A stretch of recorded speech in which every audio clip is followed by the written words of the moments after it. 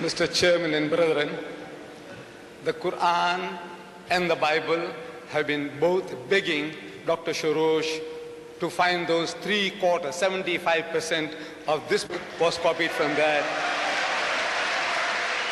They'll remain begging.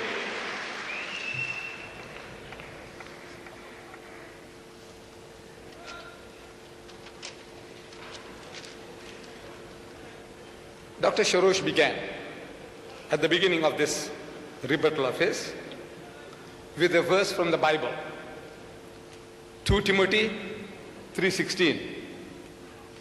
He quoted.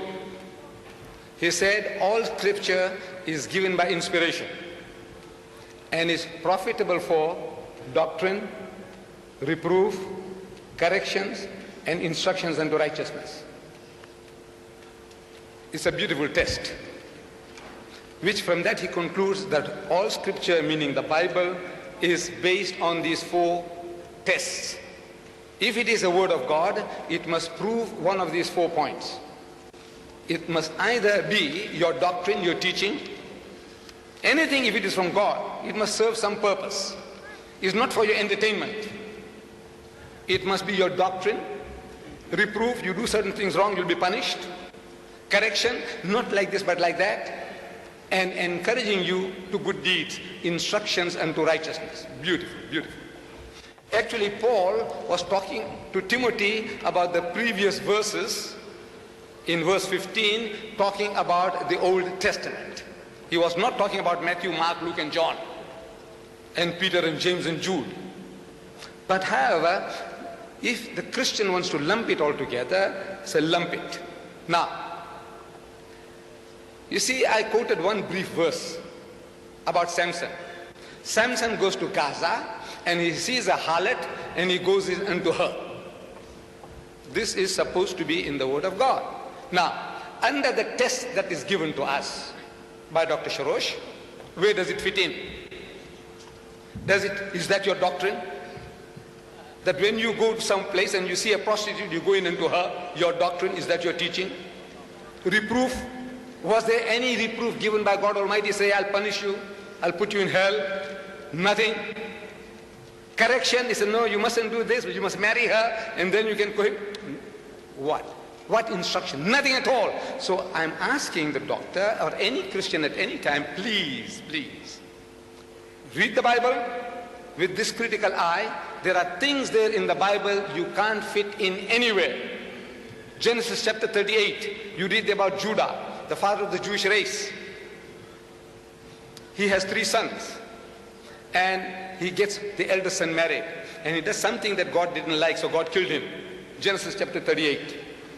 Ask the Christian, where does it fit in?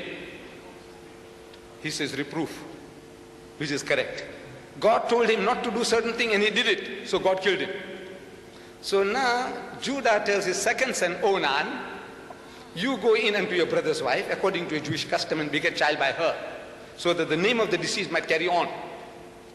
This guy Onan, he goes unto his brother's wife, trying to fulfill his duty, but at the critical moment, the jealousy enters his heart. He said, look, the seed is mine, but the name will be my brother's. So he spills it on the ground. I'm reading the Bible. He spilled it on the ground, so God killed him also. Where does that fit in? Reproof. So look, this is your custom. You are supposed to do certain duty. You perform. You don't, God kills you also. Now the old man sends his daughter-in-law. The old man sends his daughter-in-law back to her father's house, telling her that the next time the third fellow is grown up, I will call you. But conveniently he forgets. Conveniently. So the woman wants to take revenge. So she gets the news that her father-in-law is going to Timnath. I'm reading the book of Genesis, chapter 38. He's going to Timnath to shear his sheep. So she goes and sits by the wayside and covers her face. The old man passing by, he sees this woman and he's game. He's game. So he comes to her, I'm reading the Holy Bible. He says, allow me to come in unto thee. What Samson did in Gaza, same thing, let me do to you. So she says, I'm reading the Holy Bible. What will thou give me? So he said, I'll give you a kid from the flock.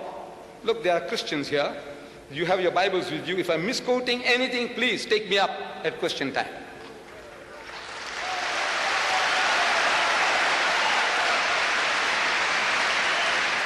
He said, I'll give you a goat kid from the flock. So she says, what guarantee that I will give it? He said, what guarantee do you want? He said, your signet, your ring, and your bracelet, and your staff. So the old man gave it to her, and he cohabited with his daughter-in-law by the roadside, and made her pregnant. Twins, straight away, one hit, twins. And these twins are Phares and Zara, who are the great-grandfathers of Jesus Christ, according to the genealogy. Children of incest are the great-grandfathers of Jesus. Now I'm asking, in this test that you gave, beautiful test, 2 Timothy 3:16, doctrine, reproof, correction, and instruction unto righteousness. I'm asking, where does this fit in? Into the book of God. Tell me.